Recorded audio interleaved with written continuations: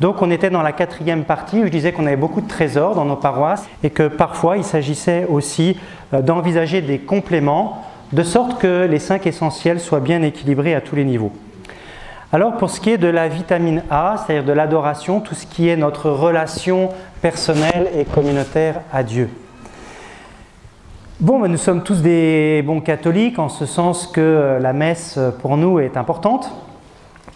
Et c'est vrai que, comme dit le Concile, nous affirmons que la messe, splendide, est source et sommet de la vie chrétienne. Et donc, spontanément, je vois que quand on commence à parler d'évangélisation, un certain nombre de mes paroissiens disent « Oh, il n'y a qu'à inviter les parents du caté » ou « Il n'y a qu'à inviter les parents de la préparation au baptême à venir à la messe ». Mais je ne suis pas convaincu personnellement qu'en tout cas l'invitation systématique à la messe soit adaptée à tous les publics. Quand on dit que la messe est source et sommet de la vie chrétienne, on dit bien de la vie chrétienne. Normalement, on n'entre pas dans l'Eucharistie tant qu'on n'est pas baptisé et confirmé. Aujourd'hui, dans la population qu'on vise, on a beaucoup de gens qui ne sont pas initiés, qui ne sont pas vraiment chrétiens, même s'ils ont le baptême, en ce sens qu'ils n'ont pas vraiment reconnu Jésus comme Christ, comme Fils de Dieu, comme leur Seigneur et leur Sauveur, comme celui qui est vrai Dieu, vrai homme. Donc ils sont déjà entrés dans une relation au Christ, mais sont-ils vraiment rentrés dans une foi chrétienne? Est-ce que la messe est d'emblée ce qui va parler à tous? Personnellement, je n'en suis pas convaincu. Alors cependant, quand on s'y prend bien pour préparer notre public, pour l'accueillir, mais dès le seuil de l'église, quand on conduit les gens pour les placer, on leur donne une feuille, on leur explique comment ça va se passer, on les met en confiance, et puis si on leur parle vraiment ce jour-là avec un langage qui les rejoint dans leurs préoccupations immédiates, là, ça peut passer. Et par exemple, on a 2 expériences qui marchent relativement bien. C'est ce qu'on appelle la messe de l'Alliance, pour commencer. La messe de l'Alliance, c'est la messe qu'on propose dans le cadre de la préparation au mariage à tous les fiancés. Une manière de leur donner au moins une fois dans leur parcours de rencontrer la communauté chrétienne qui prie. On les invite à la messe de 11 h, il y a plein d'enfants, ils découvrent ahuris que la messe peut intéresser les enfants. Il y a un rite de bénédiction des fiancés à la fin, même des bagues de fiançailles si les gens le souhaitent. À ma grande surprise, ça c'est un rite qui a super bien cartonné. Et puis on fait venir les membres de la communauté qui fêtent spécialement un anniversaire de mariage, 1 an, 5 ans, 10 ans, 20 ans, et on leur propose, après l'homélie, de faire un rite d'actualisation de l'échange des consentements, c'est toujours confondant. Et puis l'homélie ce jour-là est spécialement focalisée sur le mariage, la vie conjugale. Bon. Et puis tous les chants sont des chants qu'on peut utiliser dans les messes de mariage, donc ça permet de faire découvrir aux fiancés autre chose que Roméo et Juliette. Donc en fait ça marche bien, mais parce qu'on les prend en charge du début jusqu'à la fin et parce que tout est très orienté par rapport au point où ils en sont. L'autre messe qu'on fait en semaine, qu'on fait 2 fois par an, c'est la messe 9 mois pour moi, 9 mois pour toi. 9 mois pour toi, c'est dans notre paroisse un parcours qu'on a créé de préparation spirituelle à la naissance, à l'accouchement et à l'accueil de l'enfant. Donc c'est un parcours pour les femmes enceintes qui marche très très bien. Et dans ce cadre-là, il y a une étape liturgique et on a créé un rite de bénédiction des femmes enceintes et des enfants à naître.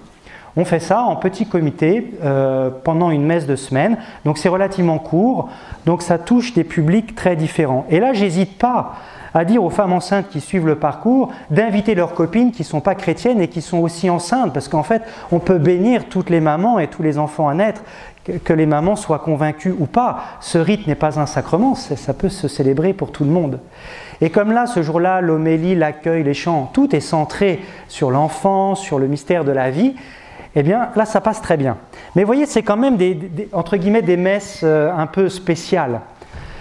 D'ordinaire, aujourd'hui, moi je propose qu'on développe en complément, pas comme une alternative, mais comme un complément d'autres portes d'entrée, avec notamment des soirées plutôt sous forme de louanges, où on soigne l'accueil, il n'y a pas de rite à proprement parler, c'est beaucoup plus souple, c'est plus informel.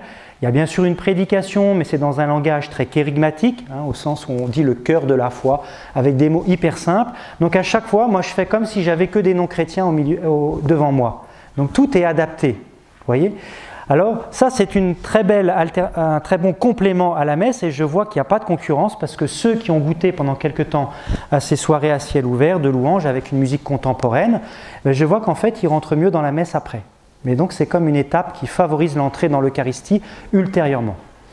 Pour ce qui est des sacrements, quelques mots, parce que je pense que vous, mes confrères, vous êtes confrontés comme moi parfois à des situations qui sont crucifiantes. Il y a quand même un écart aujourd'hui immense entre ce que nous avons conscience de proposer au nom de notre foi et dans notre ministère, et ce que la plupart du temps les gens nous demandent. On est parfois même sur des incompréhensions profondes. Alors, dans ces situations très inconfortables, on risque soit, entre guillemets, de brader les sacrements pour rester accueillant, soit de rappeler la cohérence que veut soutenir la réception des sacrements, auquel cas on affirme et on propose des choses qui dépassent les gens, et souvent on a l'impression du coup de ne pas être accueillant. Mais en fait, il n'y a pas de dilemme, on n'a pas le choix entre accueillir et être exigeant. En fait, les deux vont avec. Et ça, c'est vrai dans l'Église, mais pas que dans l'Église. Si vous avez ni accueil ni exigence, les gens ne viennent pas. Ok. Si vous êtes accueillant mais pas exigeant, les gens viennent et puis se rendent compte rapidement qu'en fait vous n'avez rien à proposer de plus que les autres, que vous n'avez rien dans le ventre. Et donc, après avoir été accueillis, en fait, ils nous quittent. Ou alors vous êtes exigeant et pas accueillant, auquel cas les gens, avant d'avoir commencé, ils sont dégoûtés. Et donc, ils décrochent tout de suite. Et en fait, il n'y a qu'une seule possibilité, c'est pour nous de tendre vers plus d'accueil, conjointement à plus d'exigence évangélique. C'est la seule solution, aujourd'hui, pour progresser dans la santé et la croissance. Alors, c'est facile à dire, c'est moins facile à faire, j'en conviens, mais je vous partage la tendance que nous, on tâche de mettre en pratique dans notre paroisse. En fait, on dit on va préparer le mariage, on va préparer le baptême. En fait, non, on ne prépare pas au mariage, on prépare à la vie conjugale dans le sacrement de mariage. Vous voyez la différence ? Ce qu'on prépare, ce n'est pas les sacrements en tant que tels. Les sacrements, c'est juste une étape, majeure certes, mais c'est juste une étape. Mais si on reçoit le sacrement du mariage, c'est pour vivre la vie conjugale dans le sacrement de mariage. Donc l'enjeu, il n'est pas simplement d'avoir préparé le grand jour. Il est d'être capable de vivre une vie conjugale dans la foi chrétienne, dans le cadre du sacrement de mariage. Donc ça nous oblige à ne pas vivre à court terme, mais à ne pas perdre de vue la visée qu'on évoquait tout à l'heure, de faire des disciples missionnaires. Alors, au CPM, en préparation au mariage, on est tous confrontés aujourd'hui à un sacré défi, c'est qu'on a une opportunité incroyable, c'est que les gens viennent à nous pour nous demander quelque chose. La plupart du temps, ils sont relativement loin de la foi, et donc il y a un défi de conjuguer préparation à la vie conjugale et préparation à la vie chrétienne. Bon. Donc là, on sent qu'on est obligé à la fois d'être accueillant de manière inconditionnelle et en même temps d'augmenter le niveau de ce qu'on propose. Parce que si aujourd'hui on se contente de préparer le sacrement de mariage et qu'on n'évangélise pas à l'occasion de la préparation, en fait c'est clair qu'on ne les reverra jamais, les fiancés, ou très peu. Et donc on n'aura encore une fois pas accompli ce que le Christ nous demande. Alors par exemple, ce vers quoi on aimerait aller nous pour la préparation au mariage, mais on s'est pris quelques râteaux donc on cherche à mieux communiquer, c'est que par exemple on était sur la ligne de dire nous on accueille n'importe qui pour se préparer à la vie conjugale. Et chemin faisant, on discernera avec les fiancés s'ils sont dans la foi ou pas. Et en fonction de ça, on les accompagnera vers le mariage civil ou vers le mariage chrétien. Mais dans les deux cas, que ce soit mariage civil ou mariage chrétien, les enjeux ne sont pas moins importants. On a tous intérêt, ne serait-ce que socialement, à ce que les gens réussissent leur vie de couple et construisent un amour durable. Et ce qu'on dit sur les 4 piliers du mariage aux fiancés convaincus, on peut tout à fait le dire aux fiancés qui ne sont pas chrétiens, parce que c'est valable pour tous les hommes et pour toutes les femmes. Donc il y a sûrement une possibilité de trouver une communication que nous on cherche pour qu'elle soit bien reçue, pour être à la fois très accueillant. Nous on accueille tout le monde. Vous êtes musulman, on vous accueille, pas un problème. Vous êtes athée, on vous accueille. Et on a quelque chose pour vous, à vous proposer en tout état de cause. Mais le sacrement de mariage, ça suppose un minimum d'adhésion dans la foi, sinon c'est une comédie. Et donc on vous aidera chemin faisant à discerner. On va le faire ensemble. Voilà. Mais voyez bien à quel point ça nous oblige à penser les choses autrement. Un autre point qu'on a développé récemment, on vient de créer un ministère de la prière des frères, donc on propose que des binômes de prière soient formés dans la paroisse pour pouvoir, sur demande, prier pour des gens qui le demandent.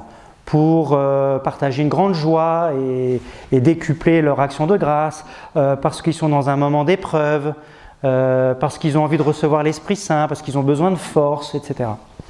On s'est rendu compte qu'il y a beaucoup de chrétiens qui viennent à la messe, qui traversent parfois des moments difficiles, et ils ont le sentiment qu'en fait, ils ont été un peu réconfortés pendant la messe, mais qu'en fait, ils repartent après la messe avec le même fardeau que celui avec lequel ils étaient arrivés. Parce qu'on arrive quelques minutes avant la messe, et puis qu'à la fin, sur le parvis, il y a quand même un certain respect humain, un peu de mondanité et tout ça. On n'ose pas forcément s'épancher quand on vit quelque chose de douloureux. Et donc on s'est dit, c'est pas possible que des gens viennent à la messe, passent 1 heure avec nous et repartent avec leur fardeau sans qu'ils aient été aidés. Et donc on a lancé un ministère de la prière des frères, donc ce n'est pas quelque chose qui est nécessairement fait par nous prêtres, c'est quelque chose qui peut être fait par chacun d'entre nous au titre de son baptême. Et on voit aujourd'hui, pour le pratiquer déjà dans la paroisse depuis longtemps, mais dans des cadres restreints, qu'il y a vraiment de très beaux fruits. Voilà quelques initiatives, ajustements ou compléments pour ce qui touche la vitamine A. Pour la vitamine B, je serai plus bref parce qu'on reviendra tout à l'heure sur cette notion de fraternité et de communauté. Pour ce qui est de l'accueil des nouveaux, très important, aujourd'hui il y a une grande mobilité sociale, il faut se soucier de l'accueil des nouveaux. Alors après des années d'efforts, à Senlis, on est très bon pour l'accueil des nouveaux entre fin août et début octobre. Là tout le monde est sur le pont, tout le monde en éveille, les antennes bien sorties, on scanne l'assemblée, on repère les nouveaux, ça marche super bien. Mais dans la cathédrale de Senlis, où il y a en moyenne 700 personnes tous les dimanches à la messe de 11h, pour ne parler que de cette messe-là, dans un lieu central, dans un lieu touristique, il y a des brassages incroyables. Et donc, si les gens ils déménagent en cours d'année, en fait, on ne les voit même pas arriver. Et des fois, moi, je dis aux gens, « Bonjour, vous êtes nouveau ?» Ah non, ça fait 3 ans. Il y a un tel brassage qu'en fait, si on n'est pas militairement organisé pour scanner l'assemblée en permanence, on ne voit pas.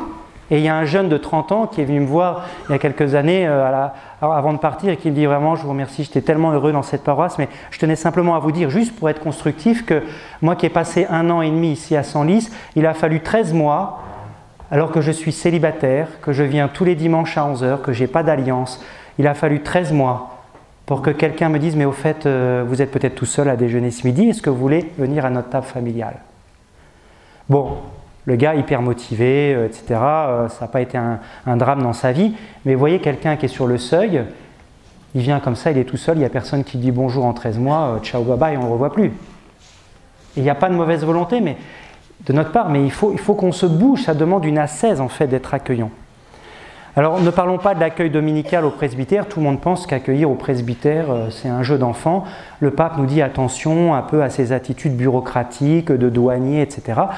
On est pris dans nos procédures et je sais que quand il y a 2 ans, 2-3 ans, j'avais proposé à toutes les personnes qui faisaient l'accueil au presbytère de suivre la formation du clerc de base, la formation sur l'écoute.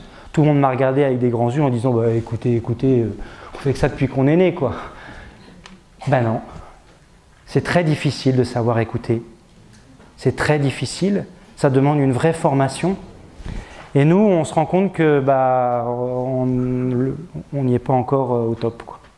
Alors donc nous, on a 26 clochers dans la paroisse. Quand je suis arrivé, vous voyez, on était 9 prêtres et 2 diacres. Et en l'espace de 4 ans, on est passé à 3 prêtres et 1 diacre. Donc je ne vous raconte pas, en termes de nombre de messes, comment ça diminue. Ce qui veut dire que sur les 26 clochers, il y a moins de messes. Et donc il y a plein de gens qui sont un peu perdus. Il y a plein de gens qui ne sont pas motorisés.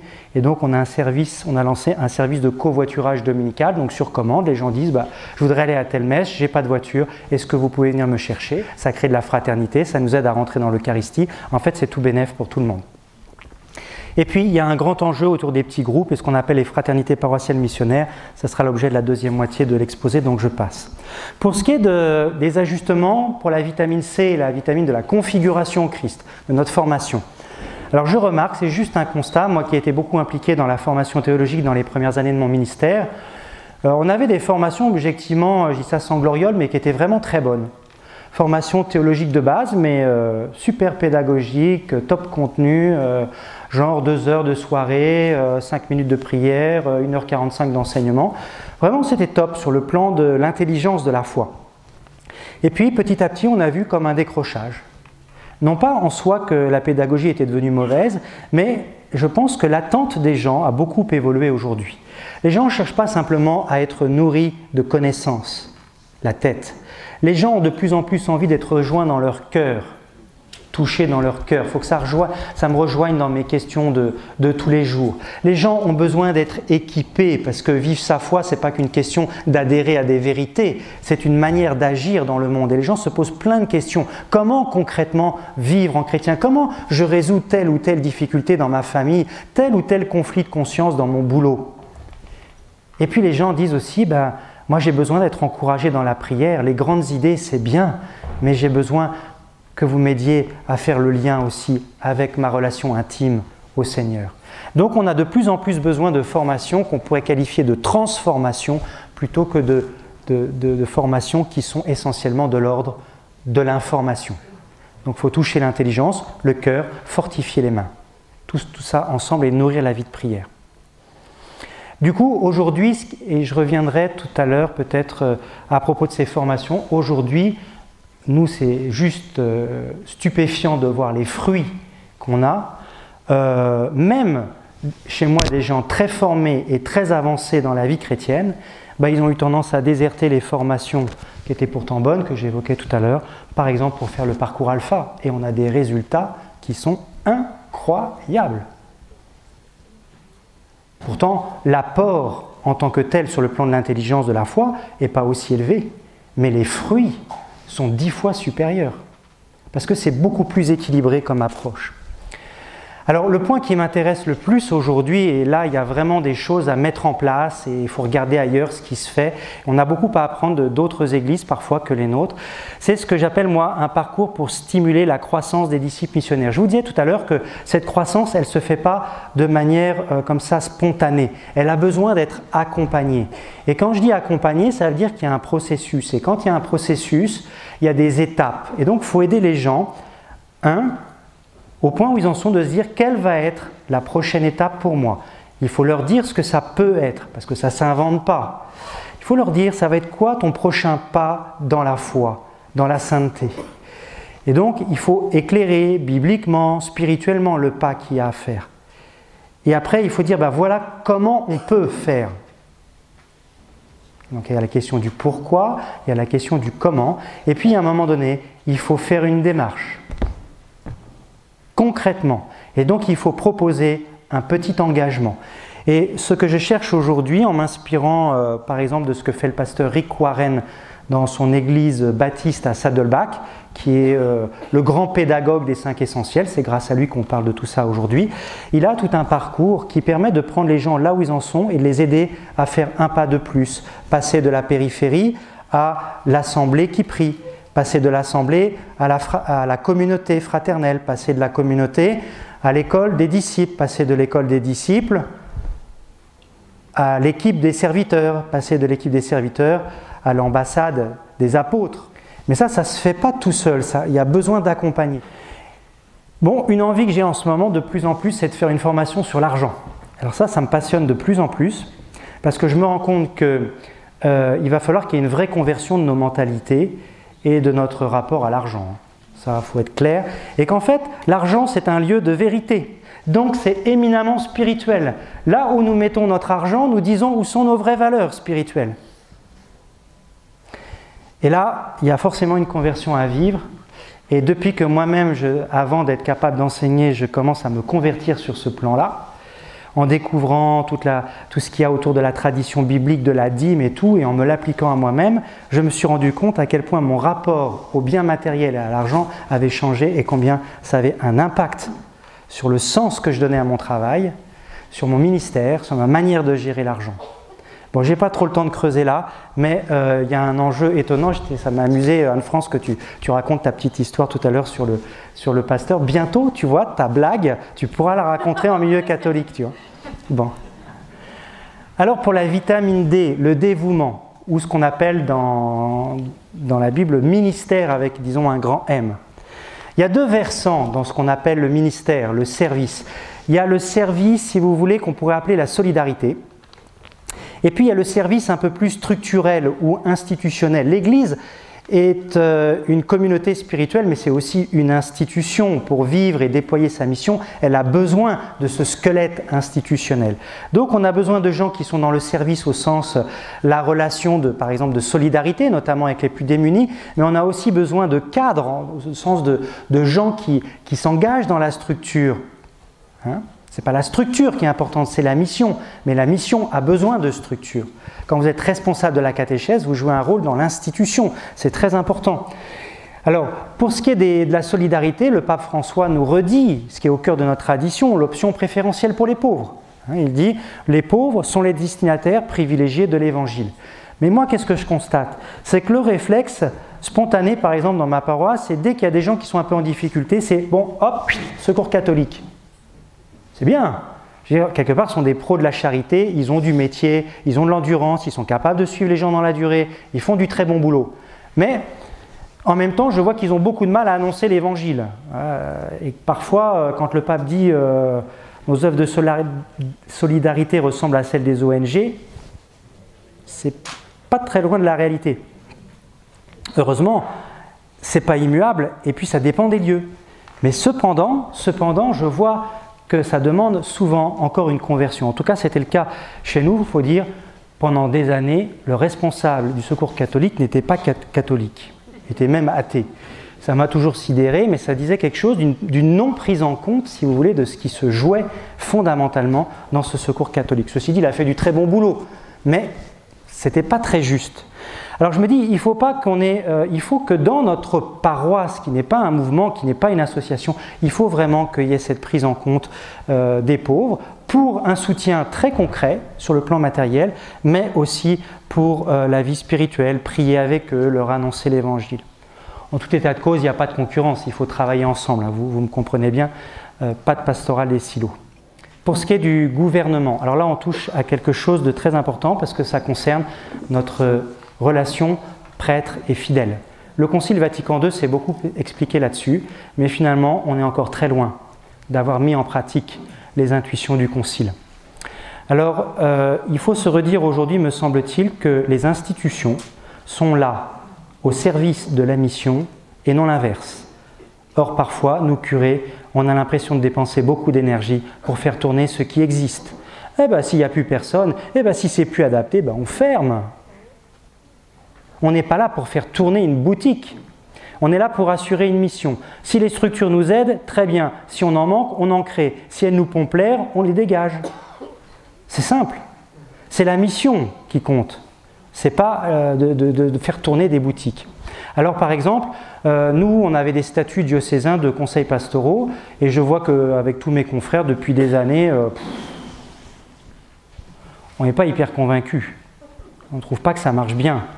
Et même, ça m'est arrivé il y a quelques années de me dire j'aurais pas de conseil pastoral, que ça irait tout aussi bien et ça me pomperait moins d'énergie. Et donc il y a 2 ans, j'en ai eu un peu ras-le-bol. Et puis j'ai décidé de sortir du cadre des statuts, de dire ce qui importe, c'est que moi j'ai une structure qui fonctionne bien et qui serve la mission, peu importe si je ne suis pas dans les clous canoniques. Et donc j'ai fait comprendre que je changeais la donne, j'ai dit aux gens qui étaient là, bah, je change la règle, donc je peux comprendre que certains soient déçus. Si vous voulez partir, la porte est ouverte. Et la porte, elle est ouverte aussi dans l'autre sens. Donc il y a des gens qui vont sortir, il y a des gens qui vont rentrer, mais je change la donne. Aujourd'hui, j'ai un conseil pastoral de 60 personnes et non plus 15. Pourquoi? Parce que 15 ou 20, en fait, c'était beaucoup trop pour travailler efficacement et beaucoup trop peu nombreux pour être vraiment représentatifs de toutes les réalités pastorales, paroissiales. Donc en fait, j'arrivais pas à être efficace concrètement. Et puis quand il y avait un discernement important à faire pour l'avenir de la communauté, à 15, en fait, on était très très loin d'être représentatif de tous les groupes et de toutes les activités qui jouent un rôle essentiel dans la vie paroissiale.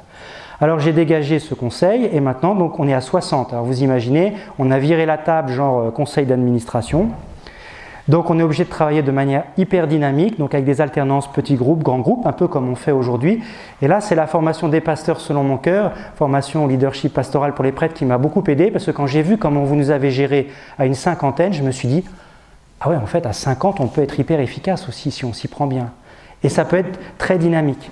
Et donc on a repensé notre conseil autrement, il est très bien structuré selon 5 essentiels, immuablement un quart d'heure d'accueil et de présentation mutuelle en trinôme, Ça marche très très bien, ça permet aux gens de se repérer, de se connaître. 20 ou 25 minutes de louange pour commencer. Et en gros, on a un morceau choisi pendant à peu près 1 heure, et puis après un quart d'heure d'information. Donc, on est très équilibré sur les 5 essentiels et on fonctionne petit groupe, grand groupe, ce qui est une occasion pour moi incroyable de pouvoir, à un moment donné, 5 fois par an, parler vraiment à tous les responsables, ce que je n'arrivais pas à faire avant. Donc, quand j'ai une vision, quand j'ai un message, je peux le donner à tout le monde. Et puis, tout le monde s'entend, et puis tout le monde sent qu'il est responsable, pas simplement de ce qu'il fait, mais de la vitalité globale de la paroisse. Et puis, pour compléter ce conseil pastoral qui ne peut se réunir à 60 que 5 fois par an, j'ai créé une équipe de coordination, un premier cercle de 5-6 personnes autour de moi. En gros, il y a un responsable par vitamine et ça me permet, moi, de ne pas tout suivre en direct et de pouvoir garder un petit peu de hauteur pour vraiment réfléchir à la vision. Alors, un des points qu'il nous faudra, à mon avis, développer dans les années à venir, c'est ce qu'on pourrait appeler un service paroissial des richesses humaines. Aujourd'hui, là, on vient de terminer la rentrée. Encore aujourd'hui, et je pense comme beaucoup d'entre vous, chaque début d'année, on se dit il y a un organigramme et il y a des trous dans l'organigramme. Qui on va bien mettre là-dedans? Et parfois, à court d'idées, il y a quelqu'un qui dit « Ah, bon, j'ai un peu de temps, je suis de bonne volonté. » On dit « Bon, ok. » Et la logique, le réflexe, c'est de dire « Bon, on va boucher les trous dans l'organigramme. » Mais c'est-à-dire qu'en fait, là, on pense tout à partir de l'organigramme, c'est-à-dire tout à partir de la structure, mais pas à partir des talents, des charismes et du profil de la personne. Et en fait, c'est un très mauvais calcul, parce que dans ces cas-là, les gens ne donnent pas le meilleur d'eux-mêmes. Donc il faudrait mieux être capable de partir des personnes plutôt que de partir de l'organigramme. Aider chacun à bien connaître qui il est, quels sont ses talents, quels sont ses charismes, c'est-à-dire ses dons spirituels que Dieu donne pour édifier la communauté. Identifier le profil de chacun, son mode de collaboration, et en fonction de ça, lui dire « Tiens, tu vois, tu es comme ça, alors par rapport à ce que tu es, tu pourrais intégrer telle activité, tel groupe, tel service. » Et donc là, on part de la personne. Alors c'est plus difficile de faire comme ça parce qu'on n'est pas encore bien équipé, mais à terme, c'est une condition pour que les gens donnent le meilleur d'eux-mêmes et qu'on ait une bonne santé dans le corps. Alors, il n'y a pas longtemps, quelqu'un me disait « Ah, monsieur le curé, vous êtes débordé, faudrait qu'on vous aide un peu plus. » Alors c'était généreux, c'était sympa. Mais ça traduit quoi? Que inconsciemment, nous pensons que ce qui est au centre de la communauté, c'est le prêtre. Que le prêtre, comme il a de moins en moins de confrères, il a une communauté de plus en plus grande. Donc, il est de plus en plus débordé. Et le pauvre, il n'arrive plus à bien faire ce qu'il a à faire. Alors, il faut bien que nous, laïcs, on l'aide un peu à faire son taf. Sauf que là, on a complètement inversé les choses. Ce qui est au centre de la vie communautaire, ce n'est pas le prêtre. Celui qui est au centre, c'est le Christ. Ceux qui sont responsables de la mission, c'est qui? C'est les baptisés. Et le prêtre est le serviteur des serviteurs qui permet à tous les baptisés d'être en bon ordre de marche pour accomplir le ministère. Vous voyez le déplacement auquel on est invité aujourd'hui, la mission de l'Église. Nous en sommes co-responsables au titre de notre baptême. Et donc il ne s'agit pas d'aider monsieur le curé qui est débordé. Il s'agit que monsieur le curé puisse aider les baptisés à prendre toute leur place, pas pour dépanner, pas pour boucher un petit trou ponctuellement, mais parce qu'au titre de leur baptême et de leur confirmation, ils sont co-responsables de l'Église. Et c'est Benoît XVI qui le dit, on ne pourra pas le taxer d'être progressiste. Les laïcs doivent être considérés non pas comme des collaborateurs du clergé, mais comme des personnes réellement co-responsables de l'être et de l'agir de l'Église. Alors là, quand même, on se rend compte qu'on est en train de changer notre mentalité sur ce sujet. Et là, on n'invente rien. C'est saint Paul qui le dit très très clairement dans l'Épître aux Éphésiens au chapitre 4. Le Christ lui-même a donné les uns comme apôtres, les autres comme prophètes, les autres comme évangélistes, les autres comme pasteurs. Tiens, voilà notre rôle. Ou enseignants. Donc le Christ a donné ça à l'Église. Donc il n'y a pas d'Église sans ces 5 dons. Ces 5 dons sont constitutifs de la nature de l'Église. Donc ça ne nous remet pas en question, nous, comme prêtres. On n'a pas à avoir peur d'être, dépossédés de notre responsabilité. Mais pourquoi a-t-on donné notamment les pasteurs ? pour l'équipement des saints en vue de l'œuvre du ministère, de l'édification du corps du Christ. Les saints, dans le langage de Paul, c'est qui? Sont les baptisés. Et donc, le ministère, c'est-à-dire le déploiement de la mission de l'Église, y compris dans sa dimension structurelle, est de la responsabilité des saints. Mais pour que les saints puissent bien accomplir le ministère, il faut des pasteurs pour les équiper. Donc notre rôle, ce n'est pas de tout faire, et il ne s'agit pas que les laïcs viennent nous aider parce qu'on est débordés. Il s'agit que nous, on fasse en sorte que tous ensemble, il faut que nous, ministres ordonnés, c'est-à-dire ordonnés à vous, nous puissions vous aider à ce que tous ensemble, nous accomplissions la mission que le Christ nous a confiée. Mine de rien, on peut creuser, mais je pense que si on regarde bien nos comportements et nos pratiques, il y a encore une conversion à vivre. C'est là que le pape nous interpelle en parlant de cléricalisme. Alors pour la vitamine E, l'évangélisation, eh bien, il y a à redécouvrir que déjà, normalement, nous évangélisons par attraction. Jésus l'avait dit, c'est à l'amour que vous aurez les uns pour les autres, qu'on vous reconnaîtra pour mes disciples. Donc si on n'attire pas, il y a un problème dans notre manière d'être en Église. Conversion à vivre. Mais il faut aussi aller aux périphéries, aller au-devant des autres. Et c'est là la belle expression de Monseigneur Ray qui dit passer de la pastorale de la cloche à la pastorale de la sonnette. Et quand on sonne les cloches, qu'est-ce qui vient? Les gens déjà convaincus. Si c'était les gens pas convaincus, on le saurait. Mais ça ne marche pas. Donc on ne peut pas se contenter de sonner les cloches et de penser que les gens vont venir et se précipiter. Donc il nous faut aussi aller au-devant des autres. Et là, c'est l'apprentissage peut-être de la mission de rue, de mission de porte-à-porte. J'ai commencé à essayer avec quelques fidèles. Ça, bon, c'est un peu nouveau. Moi, je n'avais pas l'expérience de ce genre de démarche. C'est aussi une forme de conversion. Alors ce qui nous aide beaucoup dans notre communauté depuis maintenant 9 ans, c'est les nouveaux lieux de première annonce que nous avons mis en place. Et nous avons notamment d'excellentes synergies entre d'une part le catéchuménat ou la préparation au mariage et le parcours alpha et une bonne suite du parcours alpha qu'on appelle le parcours des 40 jours, qui est un parcours qui est fait pour que les fidèles puissent mieux assimiler dans leur vie concrète les 5 essentiels. Aujourd'hui, dans notre paroisse, il y a plus de 800 personnes qui ont fait le parcours alpha. Ça a complètement transformé notre communauté paroissiale. C'est comme, si vous voulez, l'amorce du processus dont on parlait tout à l'heure à partir de l'évangélisation. Et alors, c'est un outil très puissant qui renouvelle aussi bien des gens hyper convaincus et déjà hyper engagés et chrétiens depuis 60 ans que nos catéchumènes qui débarquent et qui savent rien sur rien. C'est incroyable les fruits que nous avons dans notre paroisse avec le parcours alpha. Et il y a une synergie aujourd'hui que nous avons réussi à établir entre le catéchuménat et alpha, par exemple. Alpha sert de pré-catéchuménat. Donc les catéchumènes commencent en pré-catéchuménat par alpha. Ce faisant, ils donnent un témoignage en fait de recherche de Dieu qui bluffe les vieux chrétiens, qui en sont régénérés. Et puis comme les vieux chrétiens voient qu'il y a des adultes qui demandent le baptême, la confirmation et l'Eucharistie, il y en a qui se disent « Ah ben moi je ne suis pas confirmé au fait ». Et donc du coup on a des gens d'alpha qui rejoignent après le catéchuménat. Donc il y a quelque chose de très vertueux. Et puis au niveau de la communication, c'est sûr qu'on a beaucoup à apprendre, la communication 2.0, Internet, vraiment missionnaire. Nous on a un site qui est pas mal, mais enfin il faut déjà être hyper initié pour s'y retrouver, quoi. Celui qui veut juste nous découvrir à travers le site internet, il est complètement paumé. Et le réflexe aujourd'hui d'un jeune qui se pose des questions, c'est pas d'aller vous rencontrer en direct à l'église, c'est pas d'aller au presbytère, c'est il vous regarde par internet. Ce que vous donnez à voir par internet, c'est votre vitrine. Et donc, comment on communique, comment on utilise la vidéo, comment on témoigne de la foi. Bon. Je vous dis ça, c'est des chantiers hein, pour nous, des pistes, ça vaut ce que ça vaut, mais je sens qu'il y a du travail. Alors, 5 minutes. Alors, on parle de...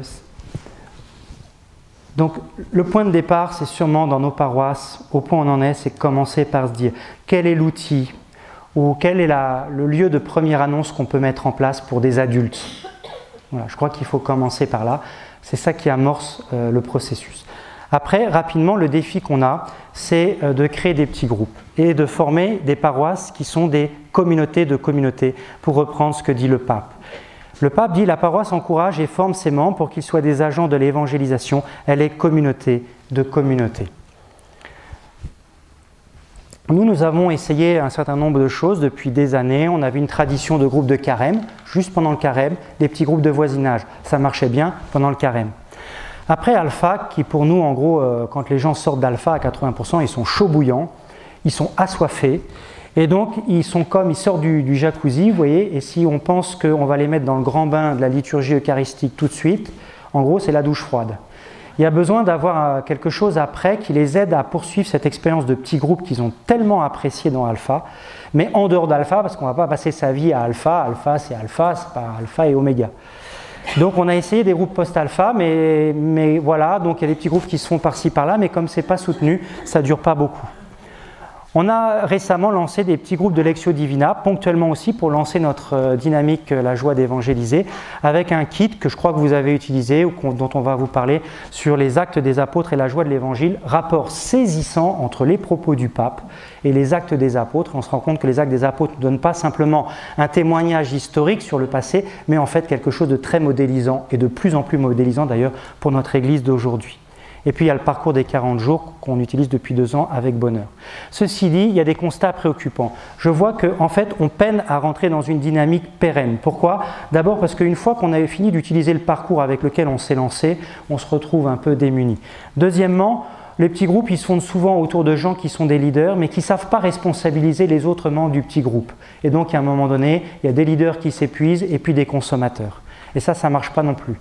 Et donc, ils se replient en disant « Mon père, vous ne voudriez pas venir une fois par mois dans notre petit groupe ?» Et vu le nombre de petits groupes, je ne peux pas y aller. Et donc, ils se démobilisent. Bon, donc c'est difficile d'avoir une dynamique pérenne. Nos assemblées dominicales, chez nous, elles sont très belles et très vivantes. Sauf que nos assemblées ne sont pas des communautés. Ce n'est pas d'ailleurs leur but. Dans l'assemblée, on est tourné vers Dieu, pas d'abord tourné les uns vers les autres. Mais aujourd'hui, les gens ont besoin d'être dans une communauté.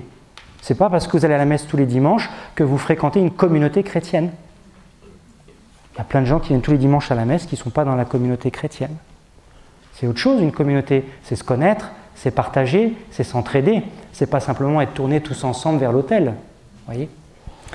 Alors on a fait une enquête de voisinage auprès de gens qui ne pratiquent pas dans nos assemblées et on a constaté, chose étonnante, qu'aujourd'hui les gens ont une très grande soif de lien social. Il y a une vraie crise du lien social. Les gens ont une grande soif de lien social, un très grand besoin de se sentir accueillis, un très grand besoin de se sentir reconnu et aimé de manière inconditionnelle. Et en même temps, on constate qu'ils ont une très grande peur des églises, peur qu'on leur mette la main dessus, peur des phénomènes sectaires, peur de ces rites qu'ils ne connaissent pas ou qu'ils ne connaissent plus, peur d'être jugés s'ils pointent leur nez dans l'église en ne sachant pas quand on s'assoit et quand on se lève et dans quel sens on fait son signe de croix.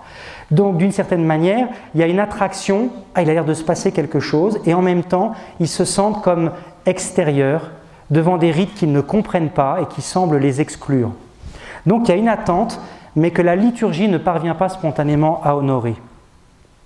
Alors il y a sûrement à s'inspirer des églises domestiques qu'on trouvait dans l'église primitive.